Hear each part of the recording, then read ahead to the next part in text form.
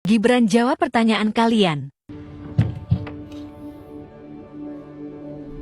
Hai, saya Gibran Rakabuming. Saya menerima banyak sekali pertanyaan tentang bagaimana Prabowo Gibran bersama-sama masyarakat akan membawa Indonesia maju.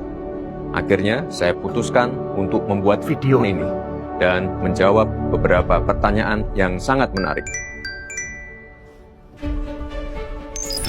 Seperti Mas Rashid bertanya, apa saja program-program yang sudah ada sekarang dan akan dilanjutkan Prabowo Gibran? Gini, semua program-program yang sudah ada sekarang seperti Kartu Indonesia Sehat, Kartu Indonesia Pintar, Kartu Prakerja, program Keluarga Harapan, KUR akan terus kami lanjutkan dan kami sempurnakan. Bahkan, kita juga akan membuat beberapa program unggulan yang lain. Hebat, hebat, hebat, hebat, hebat.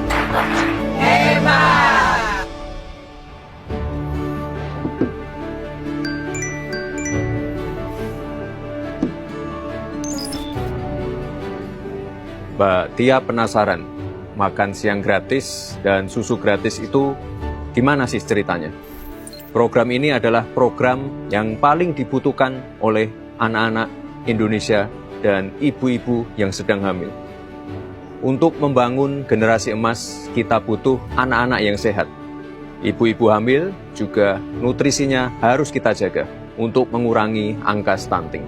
Jadi sekali lagi saya tekankan, ini bukan hanya program, tapi investasi. Selain itu, program ini dapat menjadi stimulan untuk memajukan UMKM, pemilik warung makan atau warteg. Kesejahteraan mereka membaik, roda ekonomi berputar, dan tentunya gizi anak-anak dan ibu hamil lebih terjamin.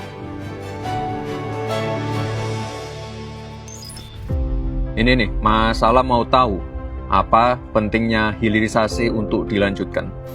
Kita harus keluar dari middle income trap. Maka hilirisasi kita lakukan untuk penciptaan nilai tambah, sekaligus melipat gandakan GDP. Dampaknya apa? Penciptaan jutaan lapangan kerja, rakyat pun semakin sejahtera. Indonesia merupakan negara yang memiliki cadangan nikel terbesar di dunia dan cadangan timah terbesar kedua di dunia. Kita akan hilirisasi kekayaan tersebut, mulai dari kekayaan mineral, perikanan, kelautan, pertanian, sampai ke hilirisasi digital. Mas Andi juga tanya, kalau hilirisasi digital itu bagaimana?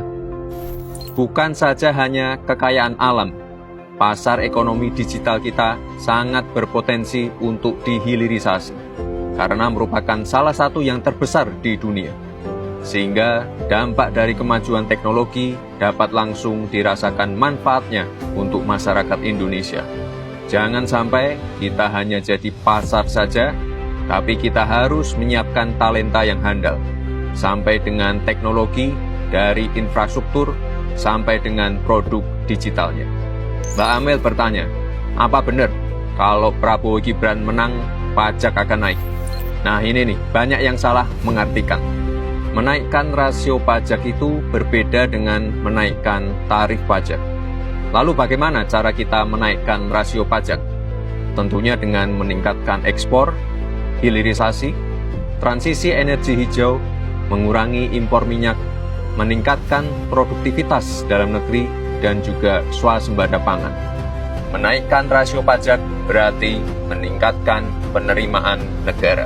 Maka ke depan perlu dibentuk Badan Penerimaan Negara yang ada di bawah komando langsung dari Presiden.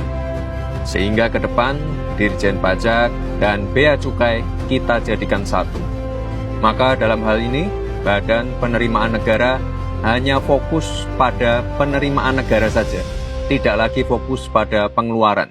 Semoga terjawab ya. Mbak Rani bertanya, IKN gimana Mas? Pemerataan pembangunan itu wajib. Pembangunan tidak boleh lagi Jawa sentris.